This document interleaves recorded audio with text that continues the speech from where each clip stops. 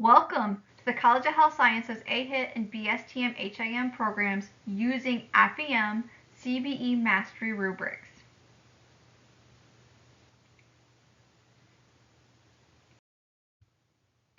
As a demonstration program piloting the Commission on Accreditation for Health Informatics and Information Management Education's 2026 standards, our health information programs are transitioning to a hybrid competency-based education mastery learning model that utilizes the Future Education Model FEM curricular competency structure.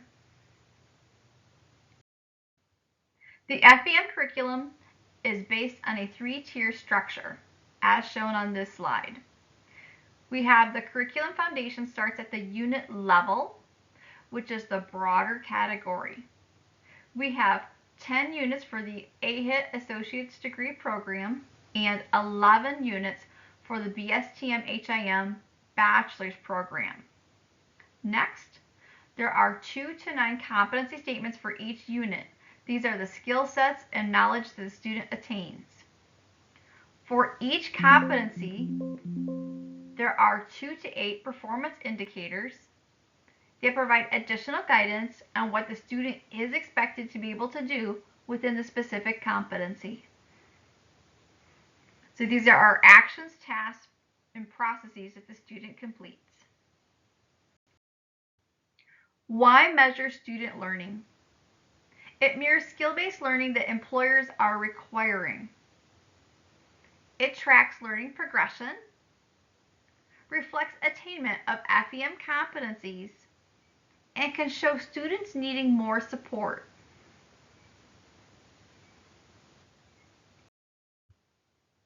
Each of the FEM competencies are required to be assessed under the 2026 standards.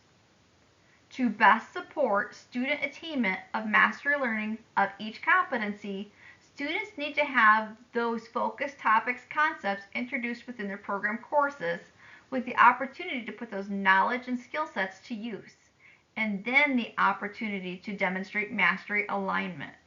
This learning progression can take place within one course or several courses within the program. To learn, students are reading, researching literature, interviewing industry experts, and then practicing applying. These practice activities are considered to be formative assessments. Typically, these are lower in point value, with some having no points at all. Formative assessments can be knowledge checks, quizzes, activities to complete to reinforce what is being learned. Discussion boards are a tool that can be used to formatively assess student learning progress, or they can be summative in nature. This will depend upon the context in which the discussion board is being utilized. For example, is a student merely connecting concepts or creating new content? As the student gains more skill sets and knowledge, they will be able to confidently complete summative assessments like shown on this slide.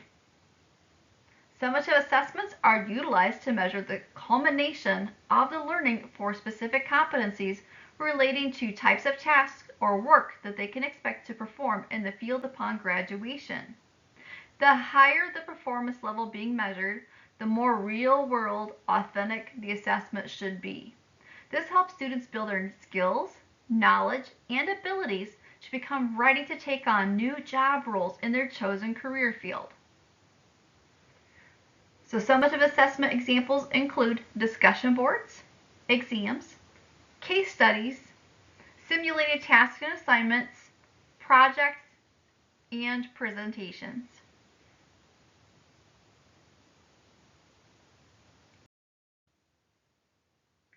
How is performance measured? Under the Miller's Pyramid, we have the nose level is student defines terminology or processes. Student can demonstrate memorization, typically a quiz or exams with multiple choice or true-false questions. At shows, students can model skills through completing more complex cases or scenarios. Students can complete authentic assignments that are like those in the field. Student can role play by putting themselves in a role to address how to handle situations. Students are completing smaller projects at this level. Does. We are able to observe students' ability to perform or demonstrate completing competency. Students should be able to walk someone else through doing something, a form of teaching. Developing policies, procedures, tools, resources, workflows for a specific competency focus area. Students complete complex projects or tasks that mimic industry processes and tasks.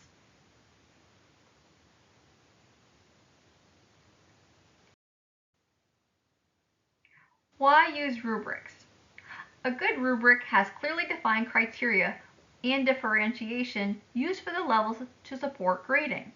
This provides students with guidance on what is needed to be successful on their assignment and supports faculty in being able to grade consistently. So it promotes clear student expectations, uniform grading, and that grading efficiently.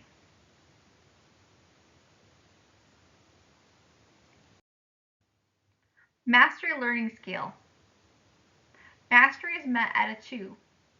Now please keep in mind that the 0 through 3 on here does not translate into the student's grade. At a 3, the student is exceeding mastery, so the work is exemplary. It stands out, shines, and or demonstrates well above simply meeting mastery requirements that were in that bullseye rubric. So make sure you're reviewing the criteria. Meets mastery at a 2. Student work is at the appropriate level to demonstrate the competence of the FEM competency being performed based on the College of Health Science FEM competency outcomes description. So again, referring you to the criteria under the bullseye. In progress is a 1. Student work falls below meeting the necessary requirements for mastery, however, demonstrates some level of competence. So they are in progress towards meeting mastery, just are not quite there yet. Little evidence, 0. Student work is of poor content quality, missing a lot of pertinent information or nothing submitted that is applicable.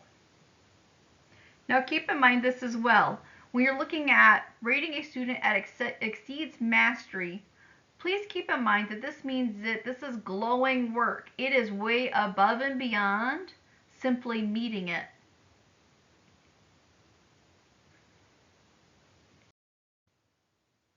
As you can see here on my screen, if you refer to the right side, this is how the bullseye rubric looks on my actual assessment rubric, right? So at the very bottom of that rubric, you scroll down, you're going to see where it sees a bullseye here. Ours says Competency 9.1 Virtual Business Administration. And you can see the Miller's levels in parentheses, it says does. Looking here, you can also see under Unit 9, Operational Management, that's our broader category. We have Competency 9.1 Virtual Business Administration. And looking at these numbers below, these are our performance indicators, right? So we have 9.1.1, 9.1.2, etc. Now I point these out because remember, these are those like tasks, those processes that students are demonstrating up at that competency level of 9.1. So when you're going to use this mastery learning rubric, I want you to think about for meeting mastery, you're going to make sure that the student work is falling within completing something, it should be related to these performance indicators, what the work is doing, what the assignment is asking. So it should be related to a virtual business administration of some sorts, right? Depending upon what your actual assignment is. Now, if at this point you are feeling that what the student is doing is well above and beyond, it's deeper, right? It's more than what these are listing here, that's when you would utilize that exceeds mastery. So our bullseye rubric with the program FEM competency outcomes are always going to be at the bottom of the rubric. Remember, there are no actual points tied to the student submission, only the regular rubric portion. It contains a list of the associated competencies or competencies because you may see more than one bullseye rubric there. So there may be another one after this first one you see. Make sure you keep scrolling and look. It will include that description for your competency, their performance indicators, which again are just those tests, processes, acts the student is completing. that you're going to look for which one relates to the assessment to determine the level of mastery learning that is present within the student work.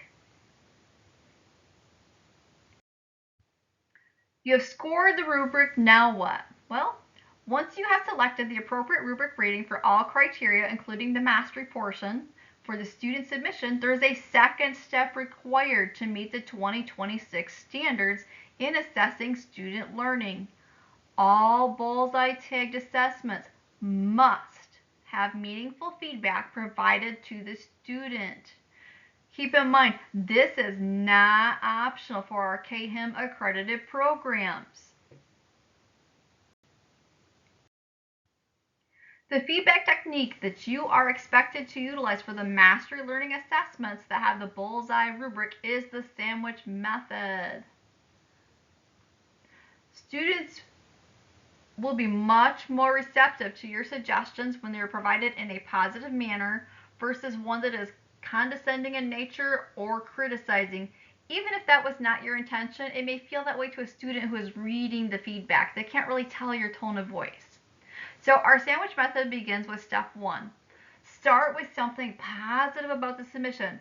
Remember, meaningful, right? That's our key.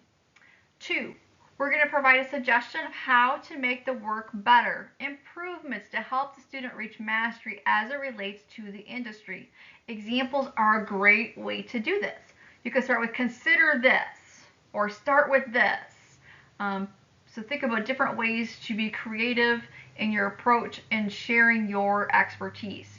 Step 3, be sure to provide clear feedback on areas that are not mastered.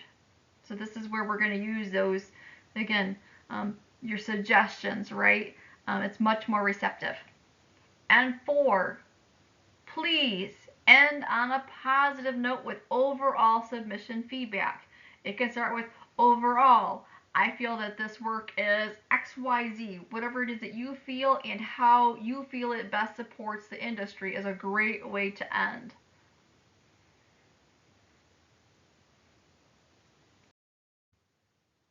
We would like to thank you for your support in utilizing our Mastery Learning Assessment Rubrics.